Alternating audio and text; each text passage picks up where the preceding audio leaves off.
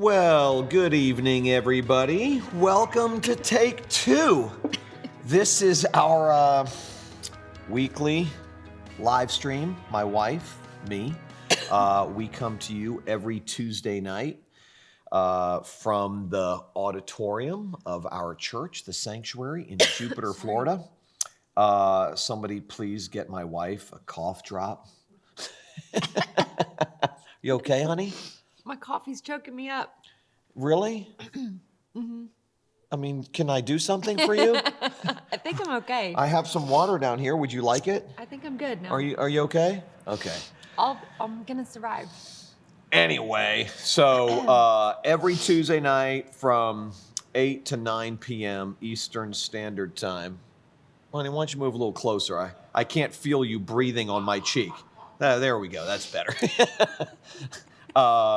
This is what we do. We're here with you on Tuesday nights, and we love it. It's our way to connect with you in the middle of the week and come to wherever you are. And what we do, the format's pretty simple. It's pretty basic. What we do is we spend the first 15 minutes or so kind of talking about life, talking about what's going on in this world, and so on and so forth. And then I usually spend about 15 minutes recapping the sermon that I preached 2 days ago on Sunday. And then we spend about 15 minutes discussing the sermon further. And then the last 15 minutes, we answer questions that you guys submitted during the week. So that's the flow. That's the format. It's 1 hour. And if you are joining us for this hour, thank you. We love connecting with you in this way. We wish that you could all be here in person and we could do this in person, but this is the next best thing. Let us know in the comment section who you are and where you're watching from. People tune in from all over the country. People tune in from all over the world, and we love to see that and connect with you if we can. There is a form. What's it called? There's a form that they can fill out. Stay in touch form. Is that what it's called for this? Well, we have a stay in touch form and we have a take two form.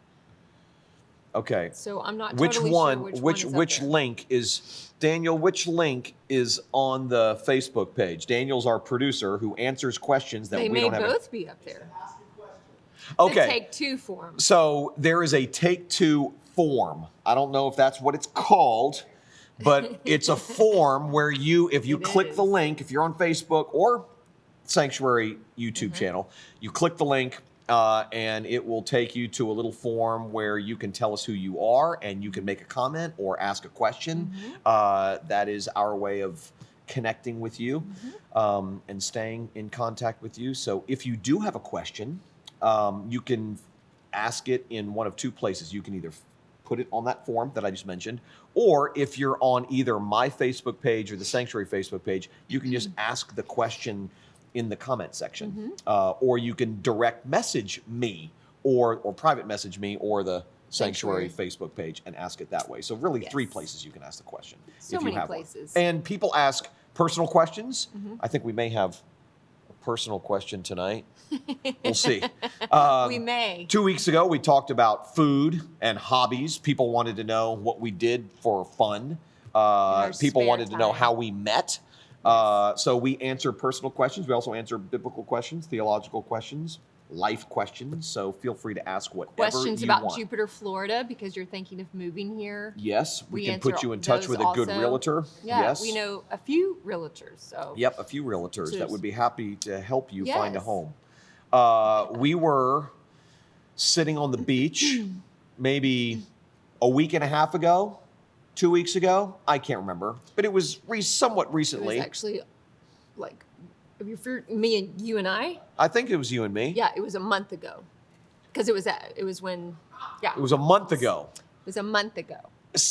Now, within that month, I've gone to the beach by myself. My I wife just went to the did beach yesterday. today. Yesterday and today is the first time I've been since you and I went that time. Oh, okay. I haven't been in a month. Yeah. And I live within walking distance. But regardless of the last time my wife and I were on the beach, what I remember having the conversation, maybe we weren't even on the beach having the conversation, but I said, we live in a tropical paradise. We really do. Jupiter, Florida is absolutely gorgeous. I mean, all of South Florida is pretty, but Jupiter, Florida in particular is absolutely gorgeous. It is beautiful. And Jupiter itself is a selling point. And I told her, I said, people save up for months to vacation for a week Right. in where we live. It's true. We need to stop and thank God every minute of the day for where we live. We love it. And we would love for you to be here also. But so this week was a massive week for us, this past week. Major. It was our first Easter service as a church. That's right. 2 years ago, we had a Saturday night service in a hotel with a handful of people, but that was before our church started. So technically, that wasn't really the sanctuary's first Easter service. And then last year would have been our first Easter service, but the whole world was on lockdown. Corona. So we didn't have it. So this was our first official Easter service, and there was a lot of work that led up to it, and that day was a long but wonderful day. We had 2 services here, one at 9, one at 10:30, and as exhausting as it was, I left feeling rejuvenated, energized. Not that I needed to be more excited about what God's doing at our church, but I did leave more excited about what God's doing at our church. We met a lot of people. Our grandkids came to church, which was really cool. To the second service. Yeah, I think it was their first time, right? Yes. I think they came one other time when we were at the high school auditorium. Yes, they did come there, but they haven't been here. They haven't been to this new location. spot, right? No, they haven't been. My 2 boys came. Gabe and Nate came. Gabe is the father of our grandchildren, and Nate came. So that was great to have them here. 2 of the 5 children of our combined 5 We're children. here. And the only 2 grandchildren. We're here. Yes, so that was a highlight for me. There were some people who came that I hadn't seen in a long time, years, who I got to reconnect with, which was awesome. I mean, all in all, I would say that Easter Sunday at the sanctuary was a massive success on every level. Wouldn't you say? It was a great day. Really? It really was. Yeah, It was I think very so. sweet. Very sweet. And it was encouraging, like you said, to both of us in different ways. And I think to other people in our church, it was encouraging to see. There were just stories that came from Easter Day that were very sweet and encouraging. And I know that those words sound overused and cliche, but they really are. It's like God being so sweet to those people in our church. You know, there's just people that we've been praying for that would come to church, whether it's someone's friend or family or, you know, there were families here that I know that the parents have been praying that they would come to church. That their together. kids would come to church. That they could come all as a family right. and just different people that are going through stuff. And they're like, you know, I just hope that when we come to church on Sunday, on Easter Sunday, something will, you know, God will meet my son or daughter or spouse or dad in this place. And I think he surely did. We're not trying to do anything new or novel around here. I mean, we're not trying to be innovative. But I will tell you this, that sadly, in my opinion, the radicality of the gospel, I mean, the gospel in its purest form, is all too often missing from the one place where it should be spoken the loudest, which is inside the church.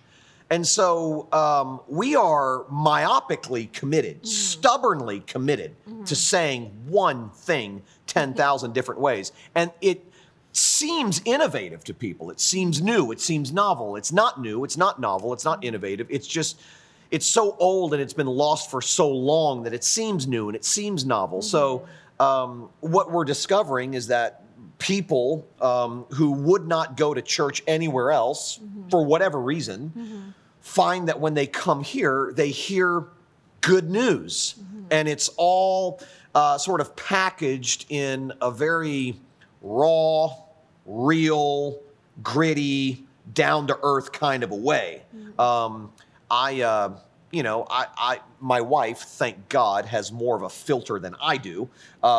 If we both didn't have a filter, we would be in trouble.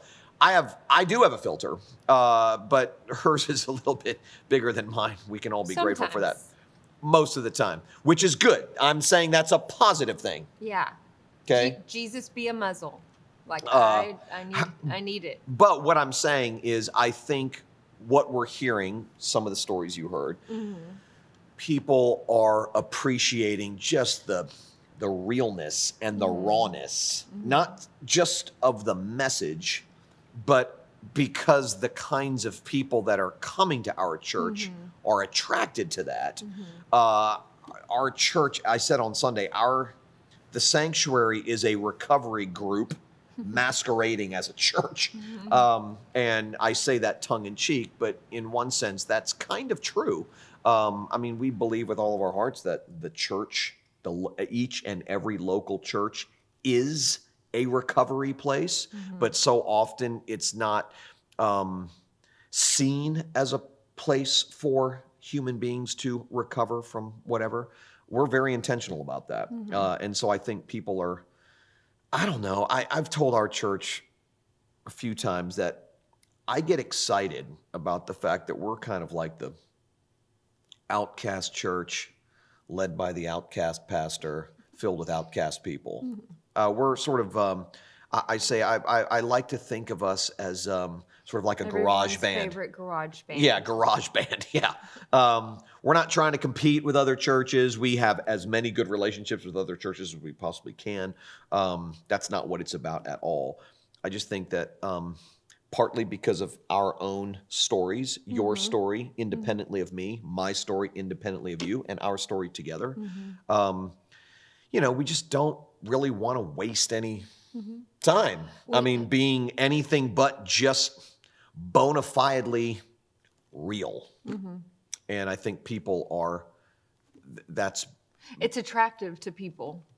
And I think that most often, not just in church, but everywhere, we're taught to be authentic but not vulnerable, which is woundable.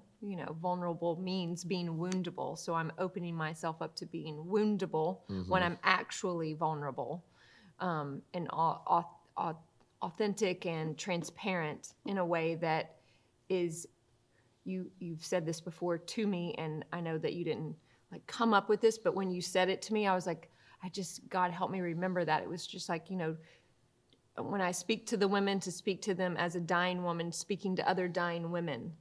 And when you do that in a way that's real, I don't know any other way to share my dying story with a dying woman. And when you are not afraid of that, when God helps you to not be afraid of that inside the church, you cannot be afraid of that outside the church. So when we go to our jobs, and now in our families and our relationships and our friendships, and in the supermarket, and whatever it is outside the walls of the church, I think that's attractive, and so often it's not spun as something attractive. Yeah. Actually, you need to look cleaner, need to look more polished, and you need to look more buttoned up, and you need to look more respectful, whatever that means, and you need to just be different than what you actually really are. Right. And yes. I think calling a thing or a person what they are, and being that, is important, and it goes along with the message that we repeat over and over here at the sanctuary. I've been finding myself praying recently. I haven't told you this. Oh, great. I'm getting ready to now, though. It's probably a huge. But I have still felt like oh gosh, how do I even say this? I still feel like I'm too careful. With what? Words? No, not just words. I kind of feel like the moment requires less of a filter, less care and concern for being careful. Yeah. I think the gospel is so mind-blowingly explosive. And the freedom that it gives us is so scary. It's foreign. It's scary. It's scary. I mean, it's and almost like, foreign to man, people. if I'm really and truly as free as the gospel, as the Bible says I am, because of what Jesus has done on my behalf, then I should live less carefully. Now, I want to be clear about that. I don't mean live recklessly and riotously. I'm not talking about that. I'm talking about being too careful not to offend the traditional religious sensibilities. We were talking this morning at our staff meeting about my upcoming sermon series, which literally I decided on today. So exciting. And we were talking about it, and I just said, I want, someone said, in thinking through this series and what to call it, we were coming up with various names, and one of the names we came up with was Irreligious. That's the name of the series. And I'm not going to tell you what it's going to be about. You just have to tune in Sunday morning to find out. But as we were discussing it, one of the conversation pieces was, will that offend anybody? And I thought, I'm not trying to intentionally offend anybody, but the gospel is offensive to people who think they're good enough, clean enough, better than. And you kind of, I said, I would prefer, we have a growing number of people who are actually in recovery from substance abuse coming to our church. And I said today in our staff meeting, I would be more bothered if those people said, I'm uncomfortable here, than if the person who thinks they have it all together says, I'm uncomfortable here. You kind of want the person who feels like they have it all together to feel a little uncomfortable. I mean, the gospel does that. Right. The law and the gospel. Right, yes. It should, and it does. Yeah. And so I don't know. I mean, I've just been praying. I'm like, God, I feel like my exact words have been, to whatever degree there is an unnecessary governor on me, take it off. Y'all better literally. Watch out. No, I'm serious. I mean, I just kind of feel like, I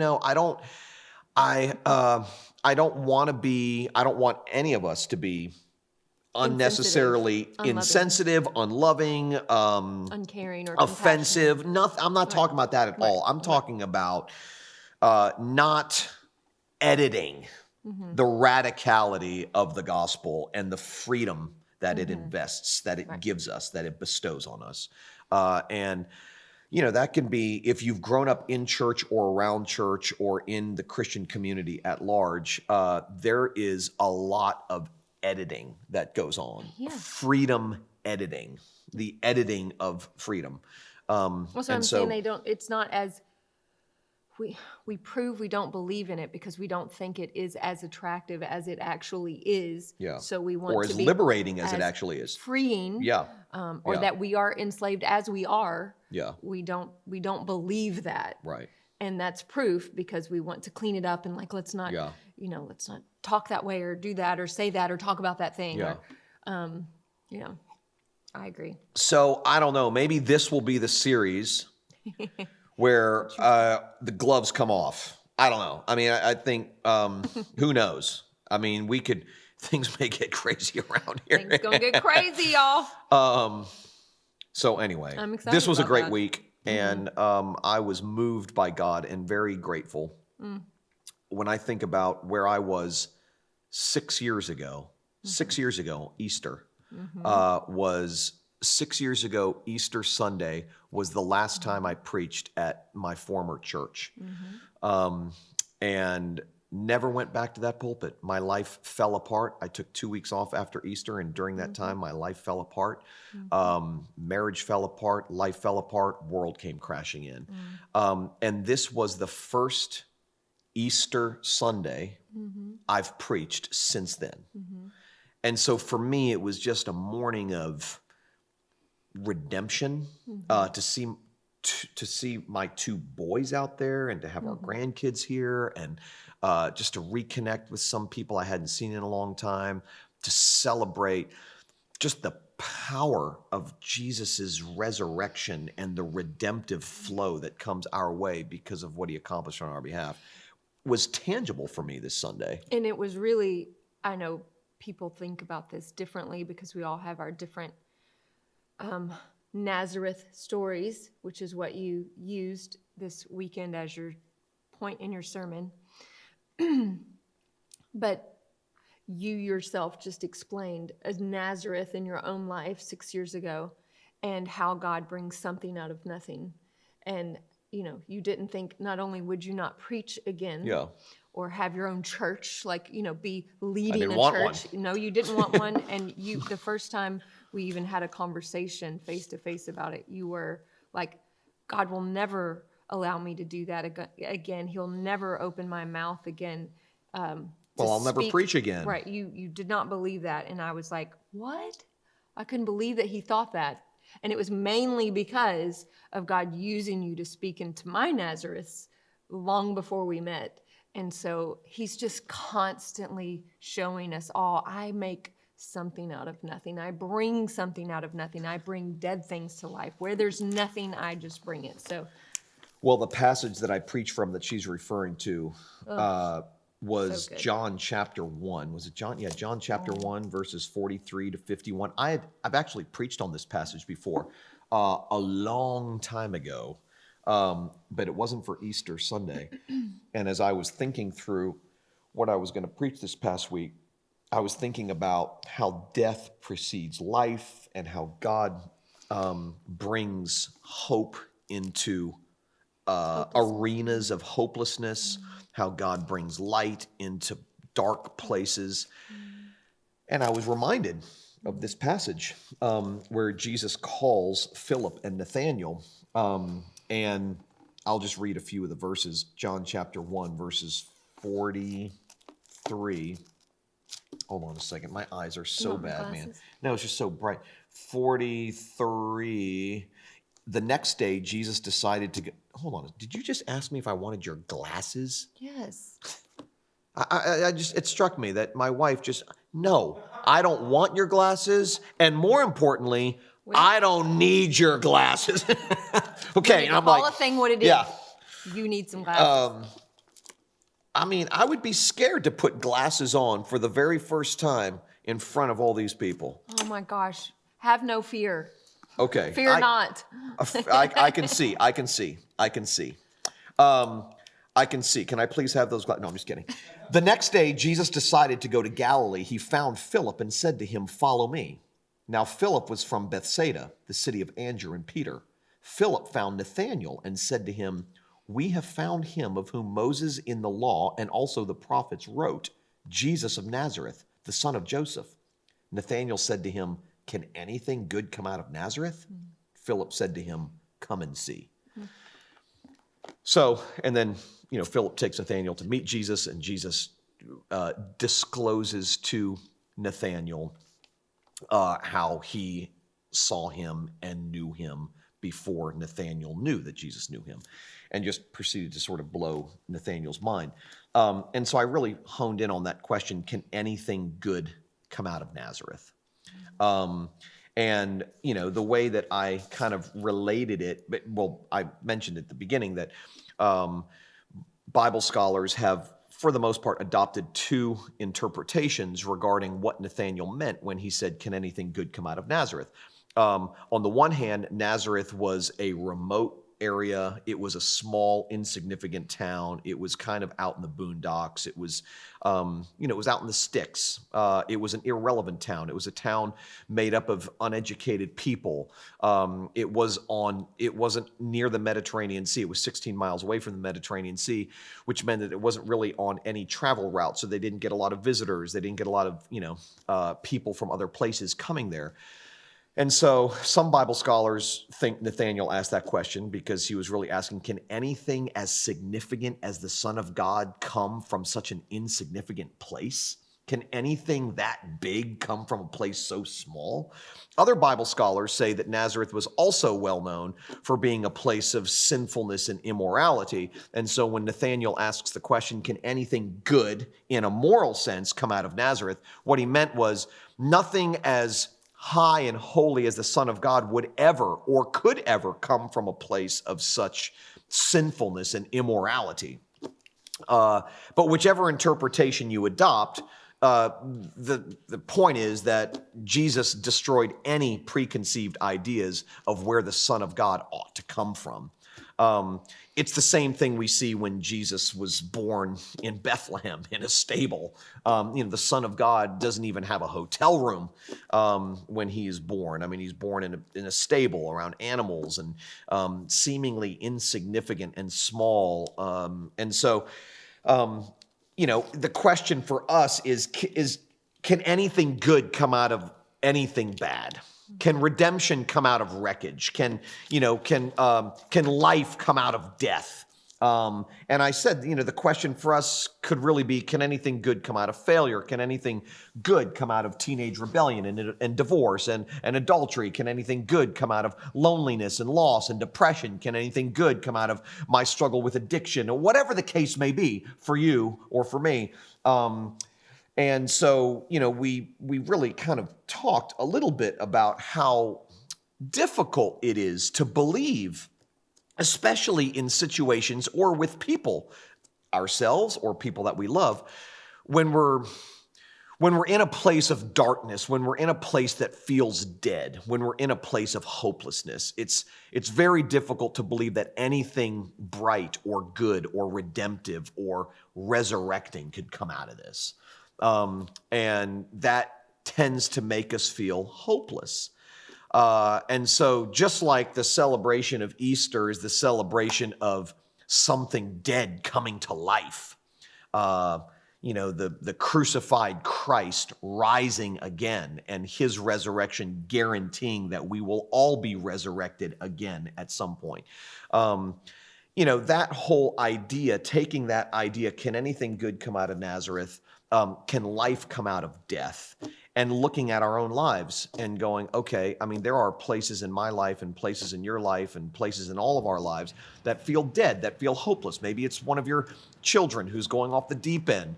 You don't have a relationship with your daughter or your husband or your wife or your mother or your father, or you're at a seemingly dead-end job and you don't feel like there's any professional hope for you.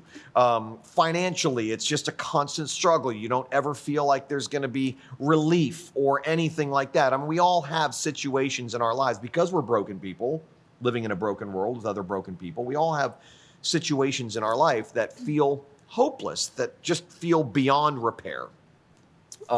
And so we looked at that on Sunday, and then beyond Nathanael's question, we looked at Philip's answer. And when Nathanael says, can anything good come out of Nazareth? And Philip says, you got to come and see.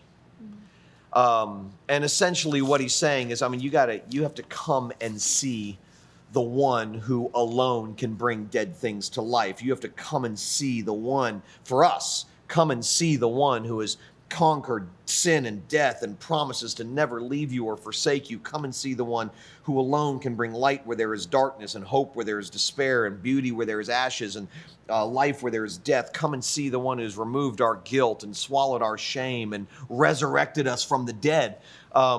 And too often what happens is when we feel hopeless, when we feel like there's no light at the end of the tunnel, either we crawl into a hole or, crawl into a corner and give up, or we believe that we can pull ourselves up by our bootstraps and make things better, bring dead things to life on our own.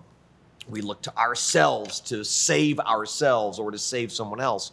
And of course, what we discovered not only in this passage but throughout the Bible is that any and every self-salvation project will fall apart. The only salvation project that is guaranteed to succeed is God's salvation project in the person and work of Jesus.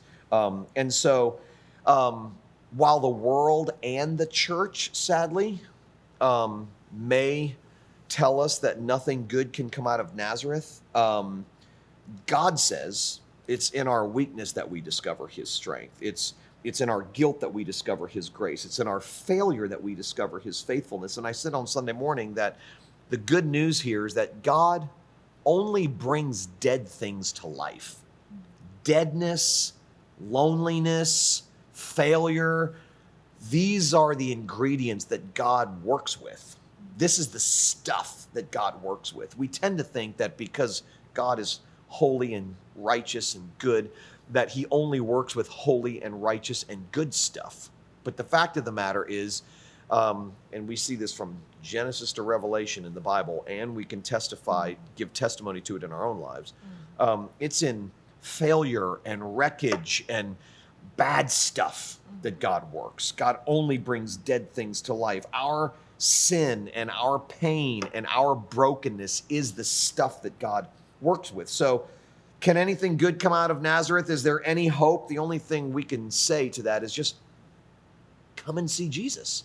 And so that was essentially the message on Sunday. And, I close by saying Jesus is not an idea.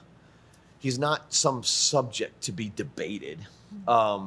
He's a person. He's a person who invites weary and burdened and broken and failing people to find love and life and forgiveness and a future and mercy and help. He invites you, he invites me, he invites us all the time to relieve our burdens at his feet. And he says, I can handle it. That's what I came to do.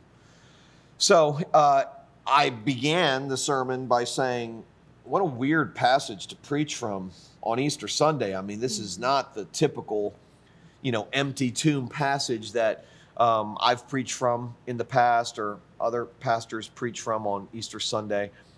But make no mistake about it, this is an Easter passage in the sense that the point that is being made is God brings good things out of bad things, and that Easter really is the celebration that resurrection follows death, that life overcomes the darkness, and that the best thing that could have ever happened to bad people came from Nazareth, a seemingly sinful and insignificant place.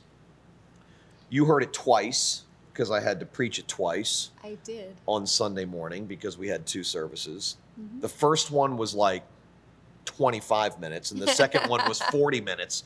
The first one I preached, I was so preoccupied with getting everybody out in time for the second service people to get in, and we don't have a ton of space here, so we need to get people out before a whole new group came in. So between you and me and everybody watching, right. I didn't enjoy preaching the first service very much because I felt like I had to stick to script and get it done. The second service, on the other hand, I was like, okay, I can keep these people till 3 in the afternoon. So I just kept going and going and going, and I actually enjoyed. It wasn't that long. It seemed like you enjoyed preaching both to those of us who were sitting and listening. So thank you. We couldn't tell the difference. Well, I was faking it the first one and not faking it the second one. Right. Okay. Well, God brings life out of death. Yes. So yeah. The hard places. Yeah. I love this passage, and I love that question, because there's certain questions in the Bible that cause us to think of a broader subject than just like the one thing they're like talking about. And Sunday, when I heard you preaching this, it came to mind at the end of Job, the book of Job, after he's gone on for over 3 chapters, 30 chapters, like going through all of his dissertation of his laments and problems and everything, and then God answers him. His friends too. And his friends, and God answers him in the extremely bold way that he does. And at the very end, Job says what this is saying when he finishes, and he says, come and see. Job says, before my ears have heard of you, but now my eyes have seen you. Like I've seen it. And I think this is what he was saying. Like, come, you'll have to see for yourself. Yes, you've heard of Jesus, you've heard these things, but now come and see him come and see what he's done and what he does. And I just think we can hear about God and faith and Christianity and Jesus dying for our sins, Jesus raising on the third day. We can hear those things our whole life. Your life, my life. If you were raised in church like both of us were, if you weren't, in some way you've heard about this. But until you've been in a Nazareth of your own, until you've had one pointed out to you, a place I was thinking about, I grew up in a small town that's a Nazareth, that's small and seemingly insignificant.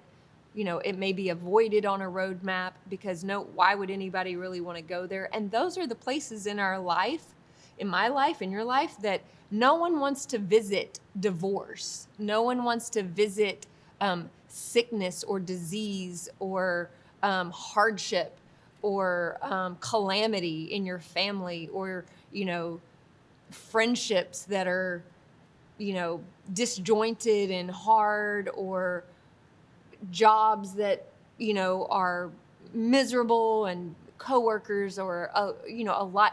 No one wants to visit those places, and those are Nazareth. Those are our Nazareth places. Those are our dark secrets. No one wants to go visit those. No one, because there's nothing, like, I want to hide those. I don't want to go talk about them. I want to drive around them. I don't want to visit that place. But that's the very place. Those are the very places in all of the Bible, like you said, from beginning to end, in all of our lives, from beginning to end, that is where God is and meets us and says, I can do something with that. I know it doesn't look like it. That's my business. That's my jam right there. That's what I do. Jenna, the youngest of our blended family of 5 kids, she's the only girl. She's been just struggling lately. She's in a transition. She graduated high school last year. She moved to Orlando. She's living with a couple friends. She's working full time. She's away from home for the first time in her life. She's on her own for the first time in her life. She's struggling to figure out who she is in this new space. And if she were sitting here, she would talk very openly about it. She is almost as unedited as her father is. And so she came. She was having a rough, few days. And so she came. She drove from Orlando. She got off work and she drove and got to our house about 11 o'clock at night. And her and I sat up and talked till probably, 12:30 or so before she went to bed and I went to bed. And she was so articulate in the way she described getting to know God better because life is harder. And she's saying this through tears. And she's not saying, "Oh, this is so great. Life is hard." No, nobody wants to. But she's expressing herself very articulately, and she's extremely self-aware. And she's talking about how, for her, a 19-year-old girl, life is really hard for her right now. It's painful. It seems terribly unfamiliar to her. And she's struggling to figure out who she is in this new season of life. And she said, "But the thing is, I've heard about God my whole life." She said, "I know all the Bible stories. I know." She goes, "I was talking to my roommates the other day about Maundy Thursday. How many 19-year-old girls even know what Maundy Thursday is? But I was telling them about it." And she was saying that, with a smile on her face. And that was her way of saying, "I know so much about the Bible. I know so much about God.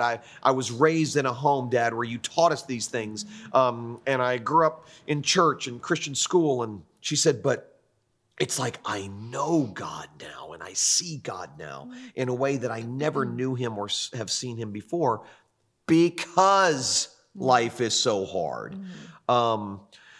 And, we've spent time talking about that. I don't think there is any way for us to see God and the power of his grace until we get to the end of our rope. I think that it's very difficult. I said this to a friend of mine today. that when things are going really well, we don't consciously depend on God as much because we don't feel like we need him. Right. We feel self-sufficient. When our church was very young, I said, in the first few weeks, I said, one of the greatest gifts God has given this new church is its lack of resources. And people kind of looked at us like, what? And I said, because I don't know about you, but if this young church plant had $2 million in the bank, I probably wouldn't be praying as much for this church.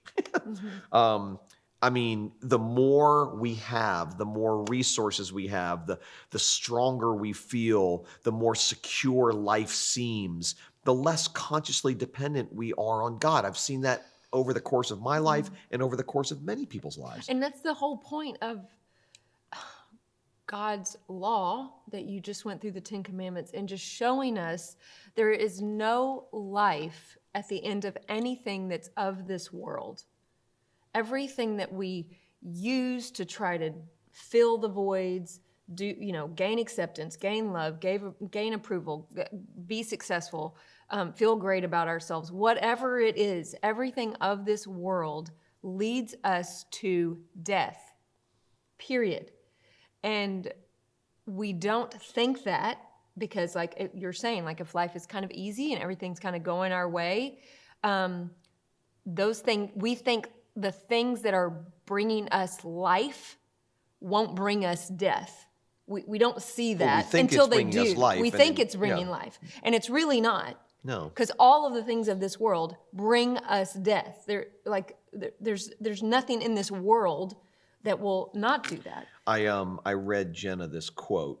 I should know it off the top of my head, but my brain's getting worse.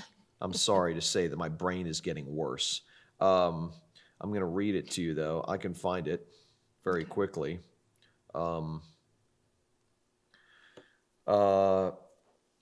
Charles Spurgeon said, and I said this, I knew it off the top of my head for Jenna the other night. I just didn't know it tonight. It's okay. I know. I feel like a failure. Charles Spurgeon said, "I have learned to kiss the wave that throws me up against the rock of ages." I love that quote. So good. And, I think there is something to be said about not enjoying the pain and the hardships that bring suffering into our lives, whether by our own hand or by the hand of someone else. But it's when we feel the weakest that we cry out to God the loudest. It just is. And so I think that it's why when the Apostle Paul begged God to take the thorn out of his flesh, and God said, "I'm not going to do it." No one knows what the thorn was. People have debated for a long time. There are a few very dogmatic preachers out there who go, "I know exactly what it was." I'm like, okay, well, you're great. No one else does, but you do. Congratulations. But no one really knows, okay? Right. Some people say it was eyesight. Some people say it was another person. Some people say it was lust or greed or pride or whatever, but no one really knows. And I think it's intentional that the Bible doesn't tell us, because if Paul said, "My thorn is pride," we might say, "Well, I don't struggle with that, so I must." So the fact that he keeps it generic goes, it could be anything. Right. Which applies to me. But 3 times Paul asked God to take this thorn out of his side. And God said no. And Paul said, "Why?" And he said, "Because it is in my weakness. It is in your weakness that you will discover and experience my strength. My strength is made perfect in weakness." And I just, anyway. We were watching the 10 Commandments with Charlton Heston. And Yul Brynner. Which is amazing. We were watching it Saturday night. And it was the part where Moses and the Israelites are fleeing from Pharaoh and his army, and they come up to the Red Sea, and they see, Pharaoh and his chariots and his army coming towards them. And, all the people are panicking, and they're like, "Where shall we go, Moses?" And he's like, "In the hand of God, and then, but that's what we do. That was their Nazareth. There's nothing they can do.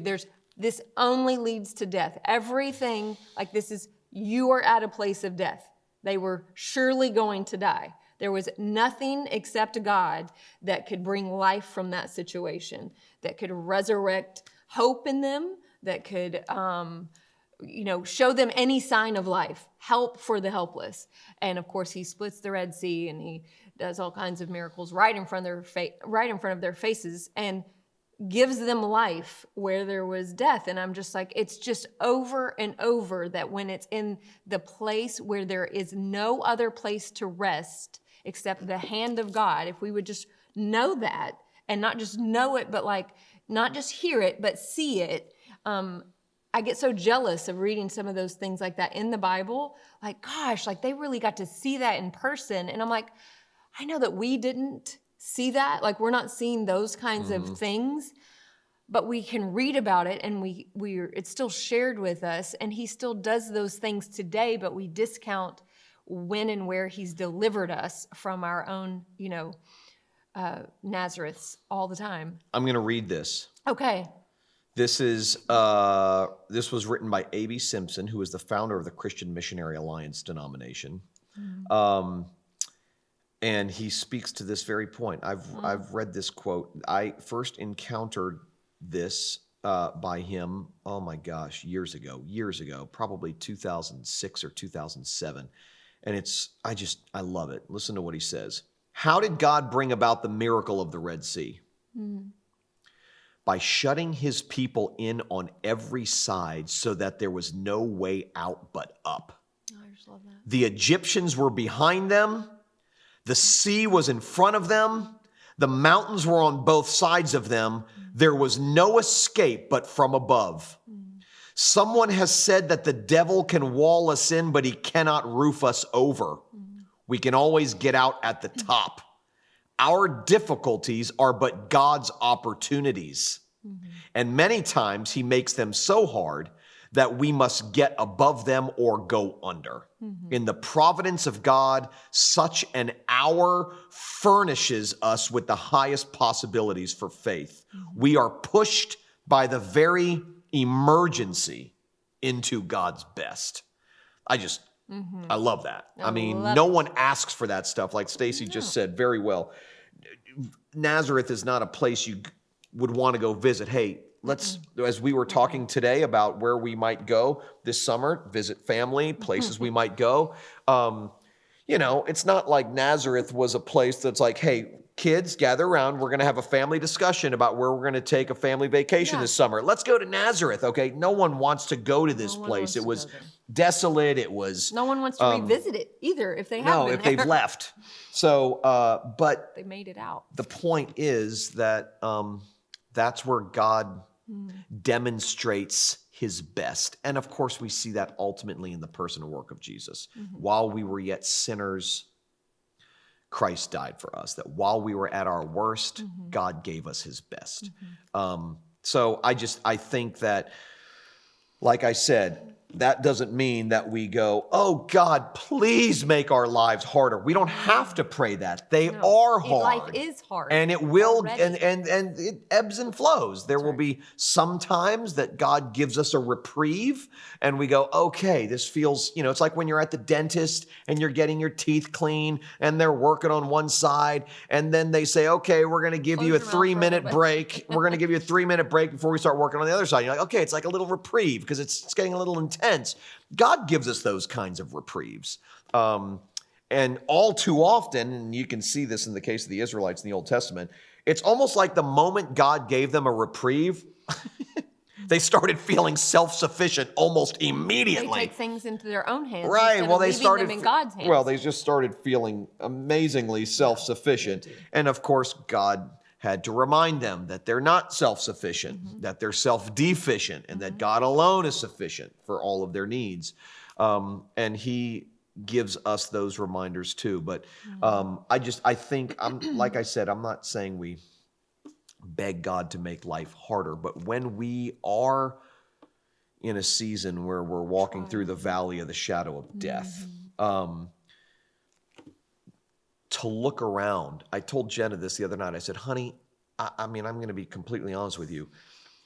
The self-awareness and the wisdom, your ability to articulate how you feel and the ways in which you see God in all of this difficulty for you is stuff that would have never come out if your life was easy. I have a Where she is, her Nazareth has exposed this truth for her. Something about herself and something about God that he's like, I know you know this, but I'm going to press it in because this will give you life. Yeah. In a place that things you thought would bring you life have not and won't. I have a friend named Alex. He's 23, almost 24 years old. I met him at a recovery place. I was there speaking and he was there. And he's very open about his own stories, incredibly articulate, very, very self-aware. He became an alcoholic at a relatively young age, and it spiraled him out of control so fast. He was in and out of rehabs and detoxes and all that kind of stuff for a number of years. And he's been sober now for months. And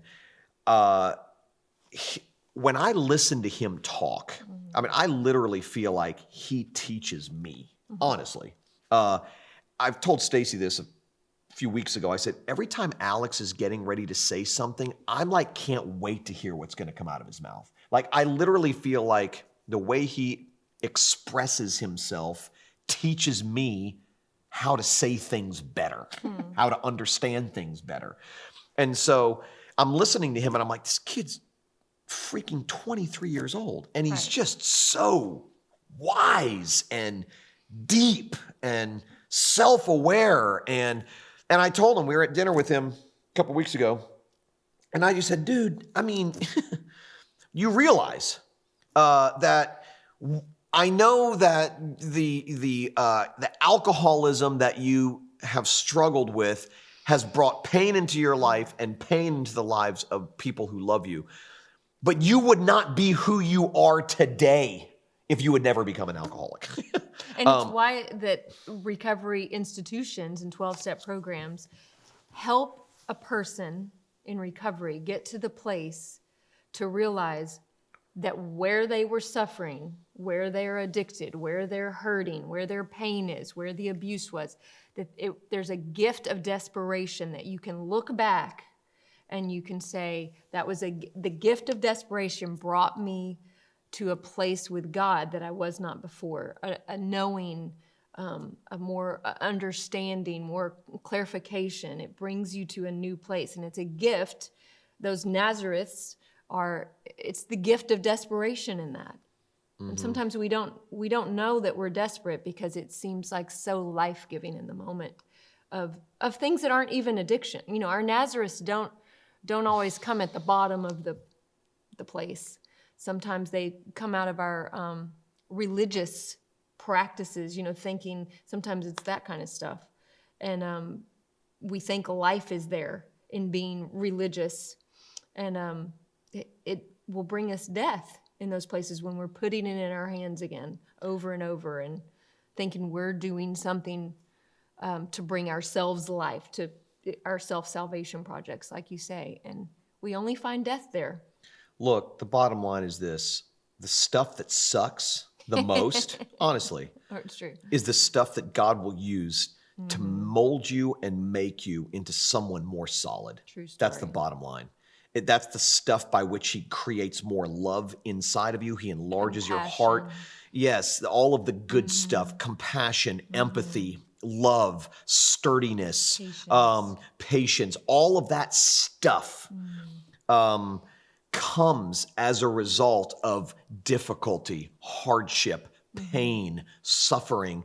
As Stacie mentioned a few minutes ago, I mean, in referencing Job, guy loses everything and finally says to God at the very end, after his struggle of losing everything and wondering why, he says, before my ears had heard of you, but now my eyes have seen you. And the road to hearing, the road that goes from hearing to seeing is always paved in pain. Always paved in pain and hardship and difficulty.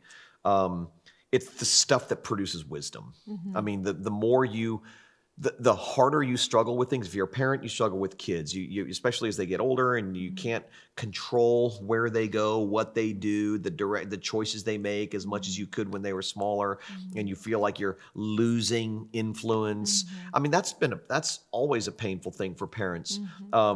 That's the kind of stuff when you come to terms with that stuff, when you come to terms with your own powerlessness and you come to terms, all of that stuff is hard. I mean, it's just hard. Hard marriages, hard relationships, just hard stuff is the kind of stuff that God uses to make you into someone that glows in so many ways. And that's what I was trying to explain to Jenna the other night.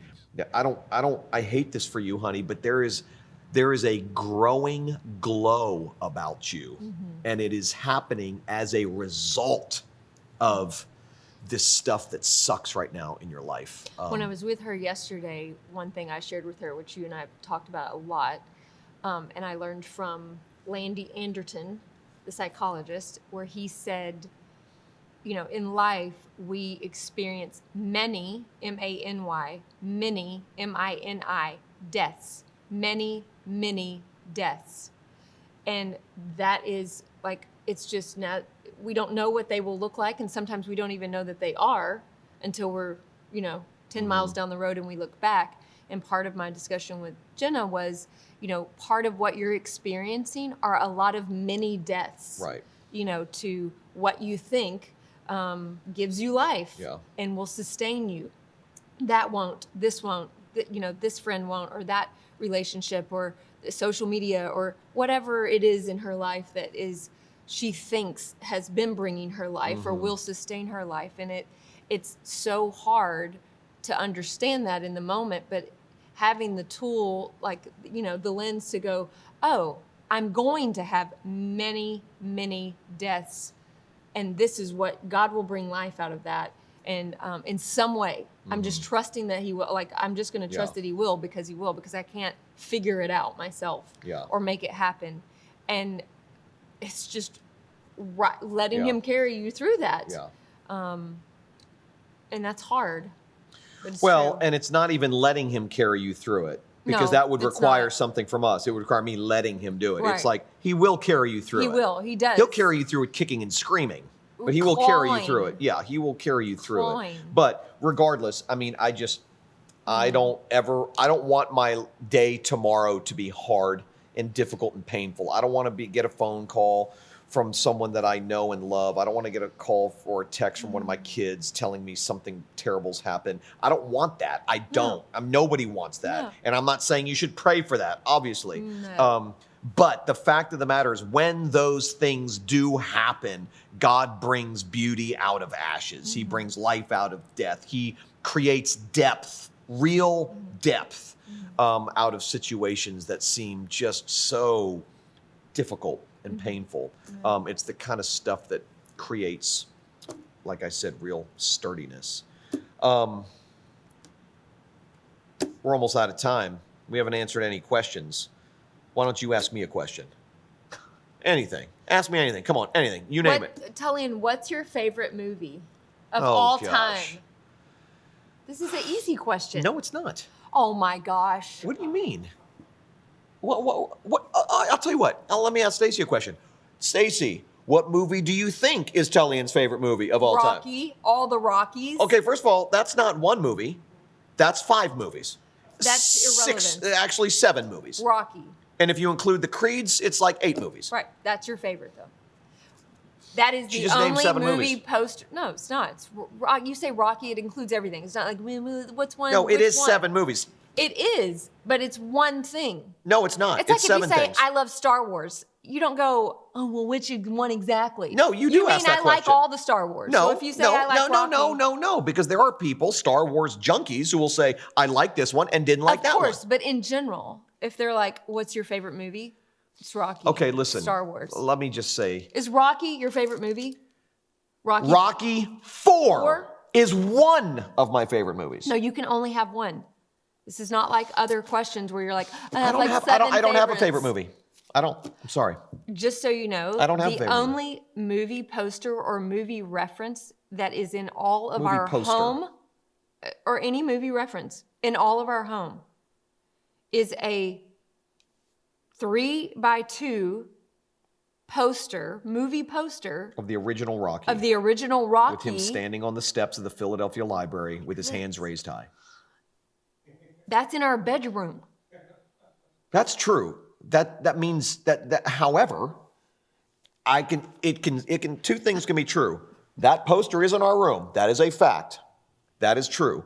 What is also true is I can't answer what is my favorite movie of all time because I swear, if I wouldn't have asked, what is your favorite movie of all time? That's not true. He would have said, you know what, guys? I'm just going to tell you something about myself. I love Rocky. Which one? Because I don't like Rocky 5. That was a terrible movie. Terrible. Do you love the character of Rocky? I love Rocky. You didn't ask me who's your favorite movie character. Asking you. I didn't say I asked you this a while ago. Do you love Rocky? Yes, I love Rocky Balboa, the man. Right. Is he in all those movies? All the 7 Rocky movies? Listen, just don't listen to what she has to say. She asked me a question. I answer it. She doesn't like my answer. I mean, what kind of deal is that? No, it's not like I don't like your answer. You can't just answer it. Okay, Sylvester Stallone. I love Rocky. I love Rambo. I love action movies. So I love John Wick. I love Jason Bourne. Anybody who can just destroy multiple people at the same time. Mm-hmm. I like those guys. Yeah, and I like those movies. I do too. Yeah. But I also like comedies and I like dramas and the Godfather movies, at least Godfather 1 and 2, not Godfather 3, but 1 and 2. Love those. I'll tell you what, next week we are going to spend the entire question time talking about movies. In fact, next week we might spend the entire hour talking about movies. That would be easy. It would be we easy. Both love movies. We might go completely off Ton script. of movies. And we may go completely off script and just talk about movies. I wish I had a podcast where all I did once a week for an hour, not even like in-depth reviews, but just talk about movies. Off the cuff, no script. Sit with somebody and just talk about movies. P.S. We just saw Godzilla versus King Kong. Or Kong, what is it? What is the official title? I don't even know. I think it's Kong versus Godzilla. Godzilla. Yeah. We just saw it. It was extremely loud. But There's a tremendous amount of destruction. Japan, Hong Kong is no more. Doesn't exist anymore. Nazareth. Right. Right. Let's see. Very much looking forward to The Wrath of Man, which comes out in the beginning of May. That is a new Guy Ritchie movie starring Jason Statham. What was the other one that we just saw? The one before that. You know, where the guy's Nobody. Nobody. Yeah. I don't know that guy's name. He's from Better Call Saul.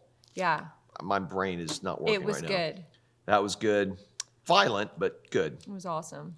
It was good. Yeah, we love movies. We just subscribed to Disney Plus last night, and so we're going to leave now. Let you guys go to sleep. We're going to go home and start The Mandalorian. I've been waiting to watch this. We'll probably finish it by tomorrow. Right. So. There's 2 seasons, I think 8 episodes a season. They're about 30, 40 minutes an episode. No, that's like child's play. We're going to be done with that. Yeah, we'll be done with season 1 by tomorrow. Midnight tonight. Yeah, so we'll be done. So we're going to go start that because we haven't had access to Disney Plus until 2 days ago. Right. So now we have access to it, and we're going to start The Mandalorian. We're a little behind. So if you've seen The Mandalorian, don't send comments. No spoiler alerts. Right. No spoilers. If you're going to spoil, alert us. Don't do any of it. Don't okay, listen, thank you for letting us ramble and talk about whatever we want to talk about. Basically, these are the kind of conversations my wife and I have every day. It's just on Tuesday nights. We do it in front of you guys. That's basically it. What you see is what you get. This is us. This is us. Oh, God. We have not watched that. No. Okay, so listen, we will see you next week. This Sunday, tune in. Sanctuary Facebook page, my Facebook page, the Sanctuary YouTube channel for a new series, Irreligious. It's going to be Tune in. I have no idea what I'm going to say, but it's only Tuesday, and I'll figure it out by Sunday, I promise. And thank you for your prayers for that. So tune in. Yes, please pray for that. But we will see you Sunday morning. And if we don't see you Sunday morning, or if you don't see us Sunday morning, then we will be right back here next Tuesday night, 8 to 9 p.m. Okay? Have a good night.